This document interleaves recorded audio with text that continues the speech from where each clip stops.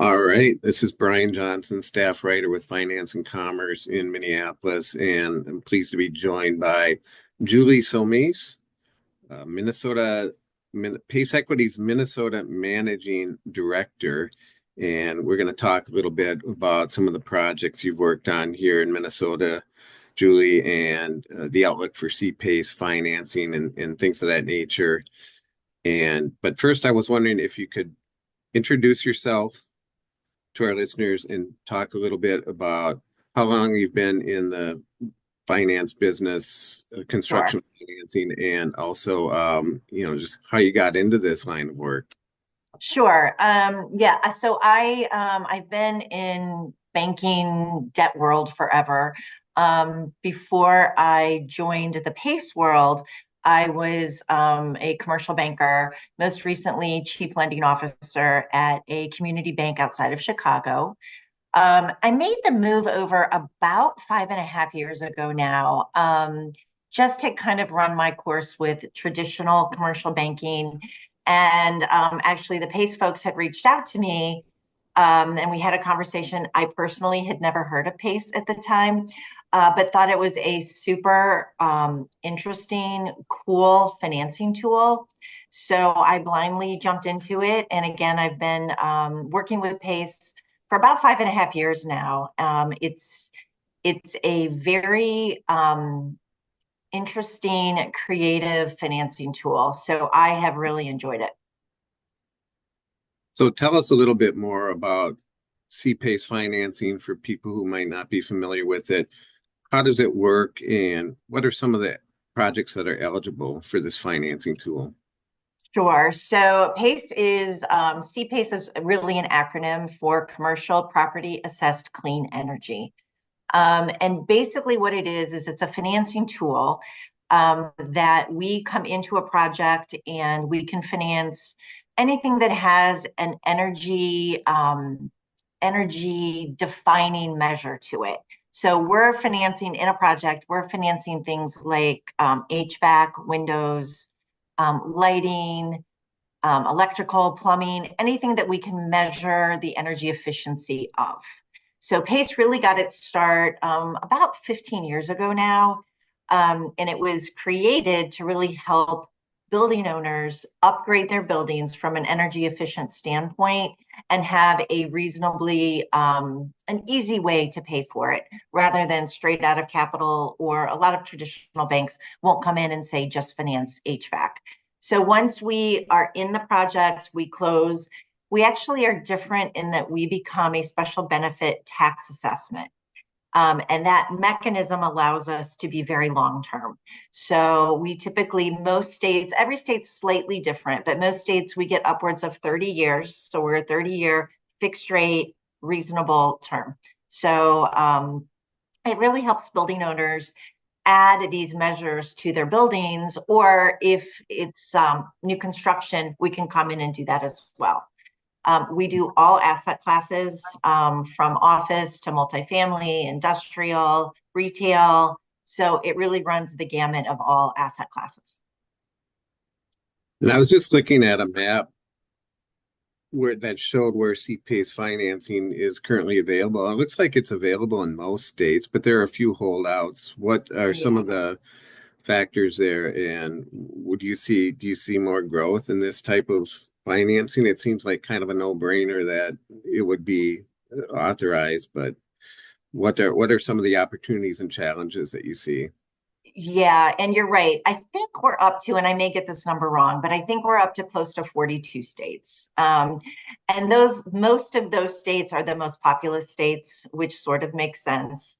Um, the states that are holdouts, a lot of time it's just so legislation has to be passed in the state. And a lot of times it just comes down to just not really making the agenda in any particular legislative session. So I do expect it to grow. I know the Carolinas, they're moving forward, they're talking about it. So some of the Arizona, there's a lot of conversation around it. So it's really just sort of an education process and getting them focused on it. And how long has it been available in Minnesota? Gosh, Minnesota, it's probably been, was one of the first states. So Minnesota, we're probably close to 11, 12 years. Minnesota is actually a very active PACE state. We do a lot of business there. The state recently, just this year, changed their legislation.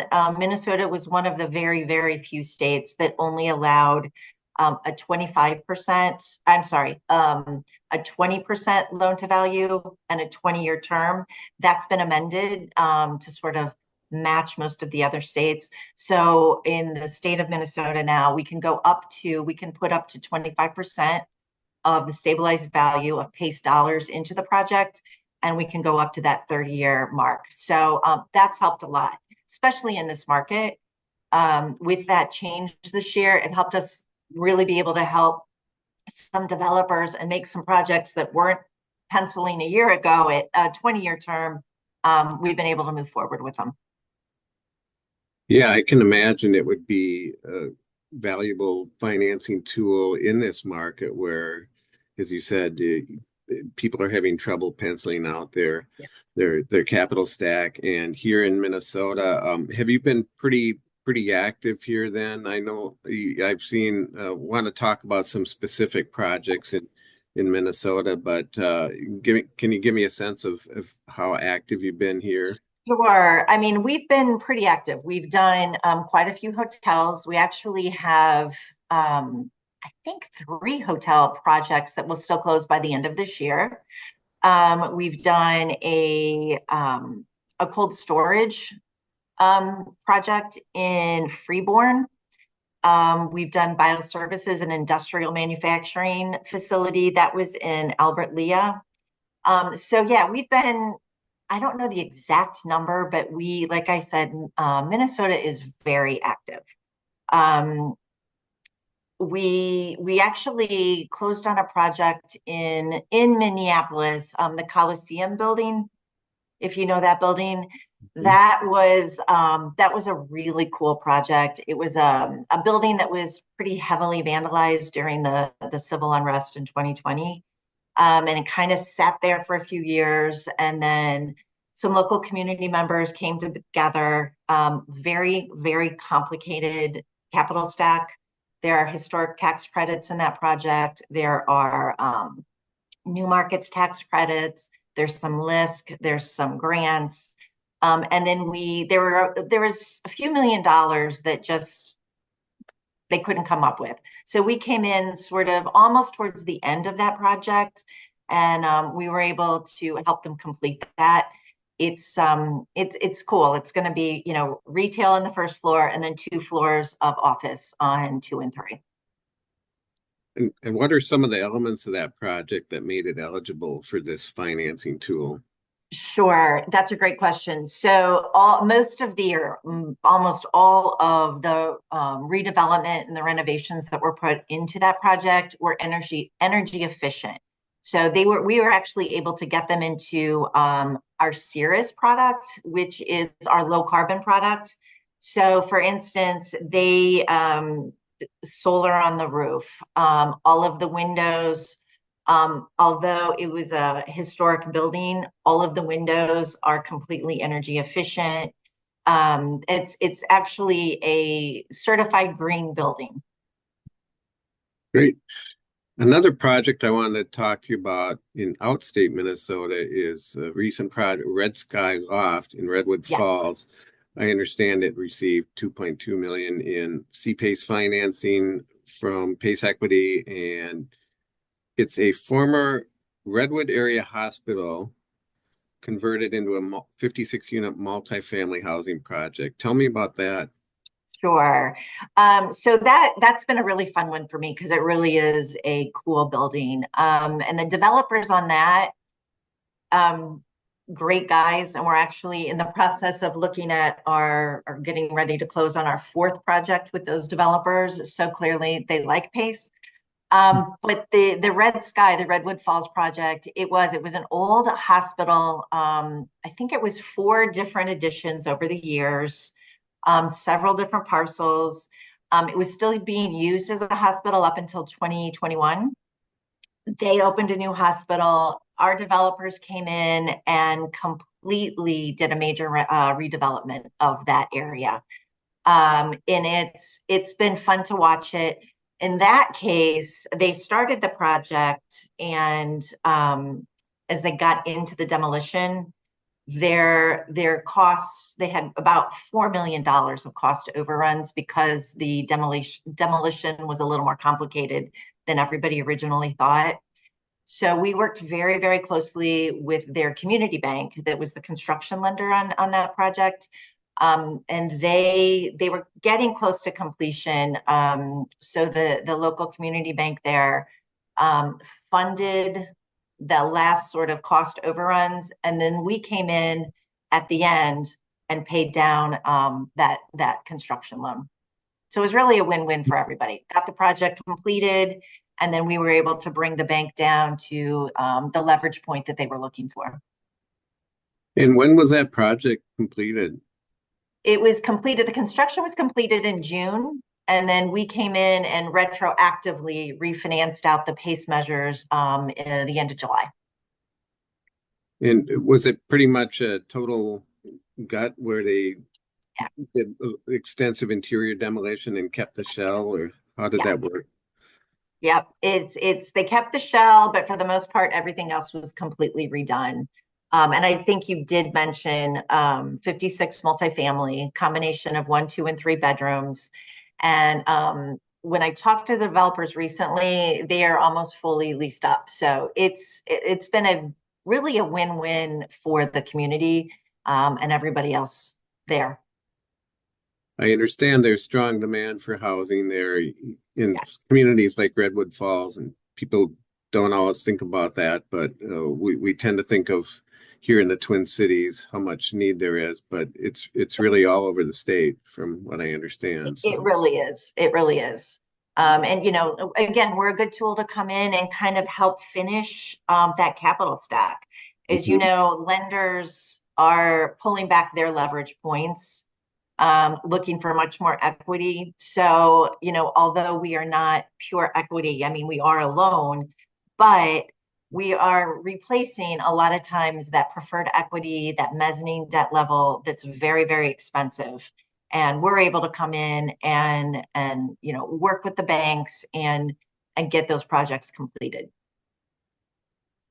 And can you tell us a little bit more about some of the sustainable bells and whistles in the Red Sky Loft, and again, how it was eligible for C-PACE financing? Sure, sure. So, and to be eligible for C-PACE financing, it's an interesting concept because a lot of folks think it needs to be a LEED certified building, and that's really not the case.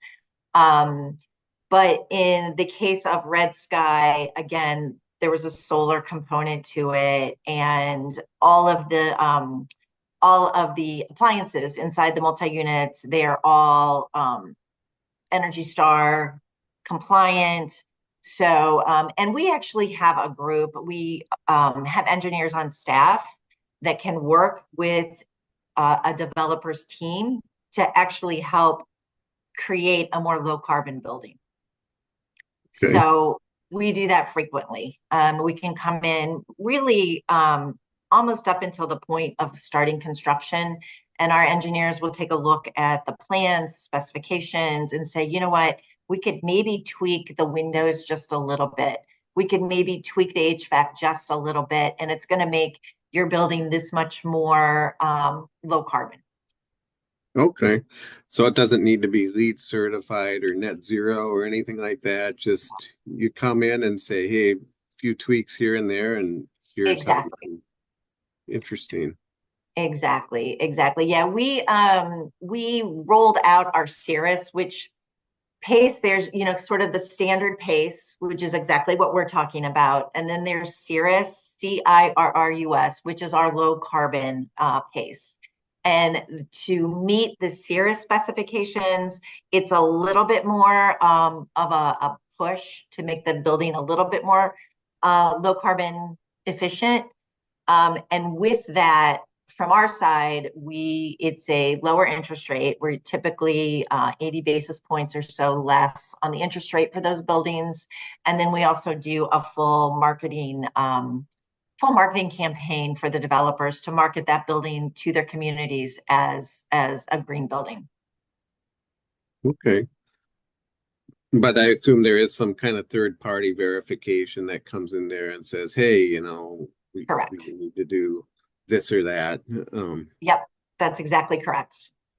So, well, great. And tell me a little bit more about, you mentioned the Coliseum, and of course, we just talked about the Red Sky Loft. Any other projects in Minnesota that stand out, either current projects or maybe recently completed? Um, yeah, I think one of the things that we're pretty proud to do is we do a lot of hospitality hotel lending.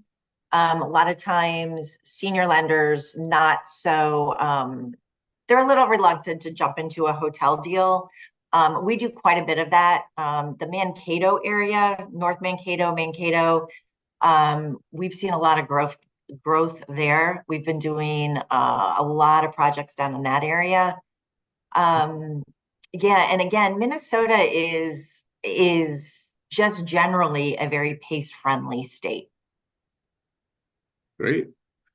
And I would imagine that would continue in the future, just growing concerns about energy costs and climate change and things of that nature. And plus, as we talked about, the difficulty in completing that capital stack, it sounds like it's a tool that will continue to generate a lot of interest in the foreseeable future. Is that Yes, I fair? agree. It is. I absolutely agree. And, I think I mentioned we can finance up to 25% of the stabilized value. And we're typically, with the way capital stacks are looking these days, we are typically what we're primarily seeing right now is 10 to 15% in equity. And then we're in there for 20 to 25%, and the banks are making up the rest. Whereas, it used to be more the banks closer to 70%, sometimes 75%, 80% LTV. And we're really, really taking up a chunk of that now. Great. Well, is there anything else you'd like to chat about in terms of your workload before I let you go? No, just always happy. PACE is it's an education process. Not everybody knows about it. There's some misconceptions about it. But always happy to chat with anybody sort of about how we fit in and what we can do. Great. Well, it's been really nice chatting with you, Julie. Great information and good luck with your projects going forward. Thanks, Brian. Appreciate it. Thanks. Have a good day. Thanks, you too. Bye. Bye-bye.